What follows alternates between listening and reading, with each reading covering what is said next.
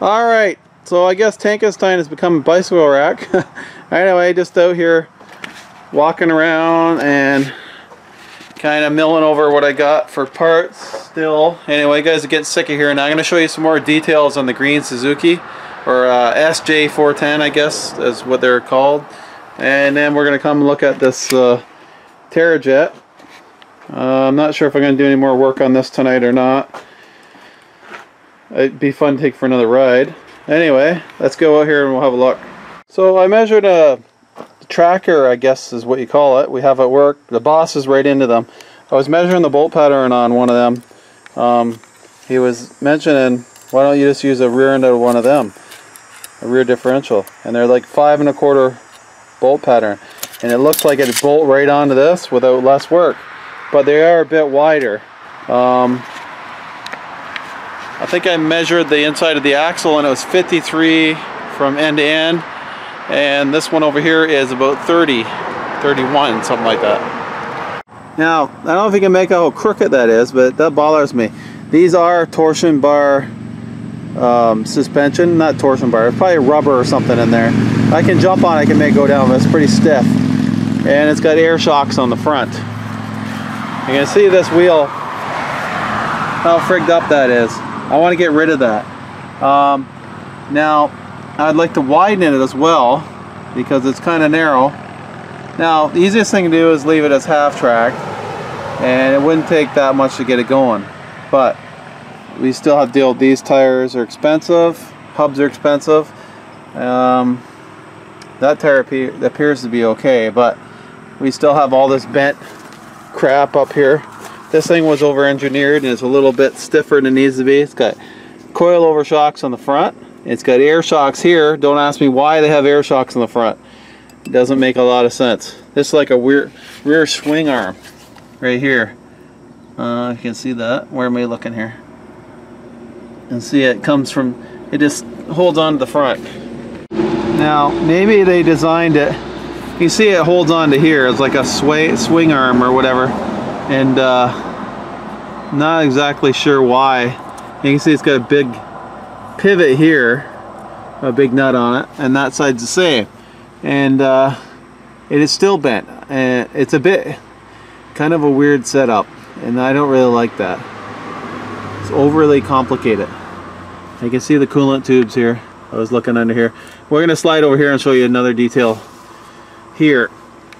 Now, to make this full track, I would either have to drive it from front sprocket, like a Sherman tank, or a rear sprocket drive. I think it's more feasible if I go full tracks to go rear sprocket drive, because if I put a drive shaft on the front of this, get rid of this stuff here, I still have to move the radiator, it'd be all in the way, and then the pot would be right out here somewhere, which would mean the drive sprocket would be right up here by the bumper. So that's not going to work. So I'm thinking rear sprocket drive if I do full tracks. Now you can see how the rear end pop was put in there. It was flipped upside down so it would turn right. That used to be the vent, I believe. You can see the fill plug is up higher to the top as it should be down below. And they got another vent on the top. I don't know if you can make it out. Not sure how they did that.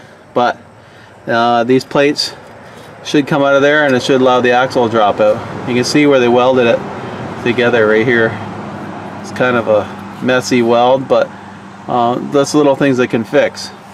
So slide forward, we have a small drive shaft. Now this thing here looks like it would bolt on the front one.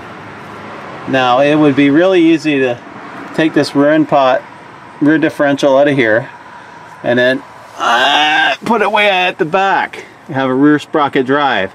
I think I can sneak this drive shaft past this oil pan right here. If I put the rear end underneath, right about where that friggin' trailer axle is right there, or just slightly behind it. I think that's probably the best way. If I'm gonna move it, that'd be the way to do it.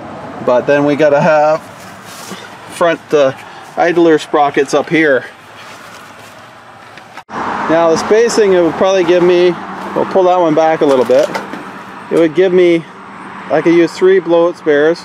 I could make these on a I-beam hooked together and then have one lever and spring under it, and the front would have to be an arm coming out and then a pivot point and then up in a shock with a spring on it or something like that. But getting ahead of myself, it would be easier just to put it back the way it was and try it that way.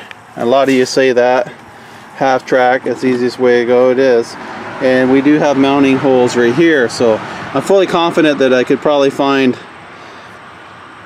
and replace these bearings and find the backing plates and the drums that go on this. The drums would have bolted right onto this stub axle right here on the outside, and the backing plate would have bolted to here. So that could, if I was going to use that pot, I could do that and just move to the back. But then we got narrow tracks still. I'd really like to widen it a little bit because I think it's too narrow. Now 55 inches wide would bring the tracks probably out the side right about there. It's kind of hard to see it, but anyway, getting ahead of myself.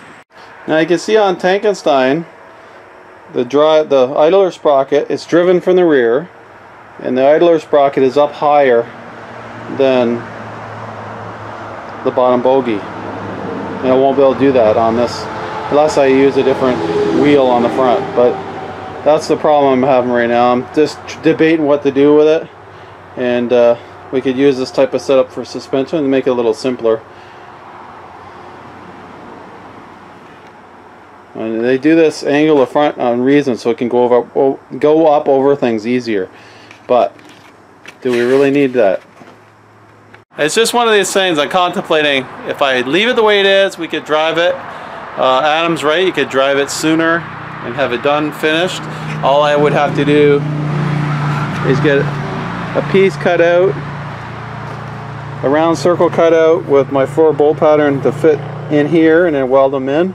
That would add my sprockets where they're supposed to go, and then I just have to fool around with the middle piece or the back piece, like with a trailing. I'd have to go out and buy trailer tires and shit. Really don't know if I want to spend the money on it because I bought 2 tires already in the back of the truck. They're the wrong size. They had to go back. They were expensive. There's almost $200 worth of tires here just for 2. So you can see the problem that's arising. The hubs are worth lots of money. So I'm just rambling on, thinking out loud with you guys. I'm not exactly sure what I'm doing with it, but I got to get on to the barn soon and finish bush hogging. So I might go do some bush hogging right now before I have to feed the kids. We'll get back to you in a minute.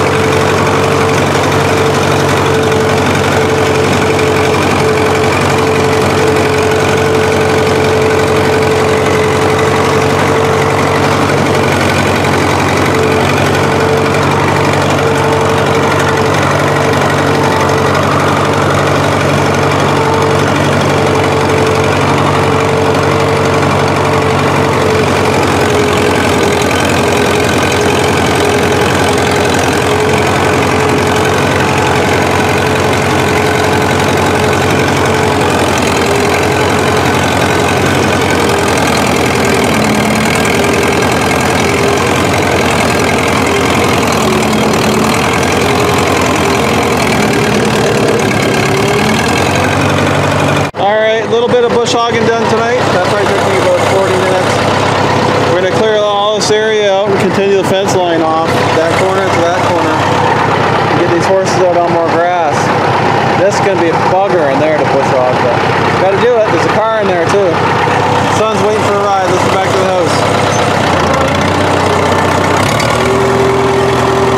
Alright, so just covering the mess on the Tera Jet. Probably take me a couple days and I'll figure out where to put all this crap. It shouldn't be on here. Everything just turns into a friggin' shelf when you got room, right? That microwave should get the hell out of here. It's a bin of coal over there and a few more in there. So anyway, we got to figure out what we're doing with this. I need to bring home my die grinder to clean off that shaft so we can install the clutch. Then we'll know how far we have to be. But you can see the tolerances are pretty close. I need to find, I got a cover for this piece. I need to find some more for the heads.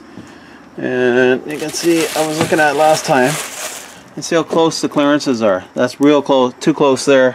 And I only got so much room to come back here. So what I think I'm going to do is leave the original plate there and weld onto that and maybe raise the whole engine up another inch or two. That way it'll be away from this clutch, secondary clutch right here. I mean, it's close now, but it's got to go like right in between there. This engine's not meant to be in here. Then we got to weld that patch back on here. Figure out exactly where that's sitting. I was looking for some plate steel for this, and I think I found some. Alright, there's a piece right there. Let's flip her over and I'll show you what we got. Okay, big time ant nest, but this used to be a gooseneck trailer hitch I had for that dually right there. Used to pull a big trailer like this. A little bit heavier maybe, or lighter, I don't know. I should be able to lob off a chunk of that in the corner right there. I'm thinking that corner where the ants are. We'll leave this sit for tonight though, because I don't feel like messing with those. Okay, so this is the setup this thing has.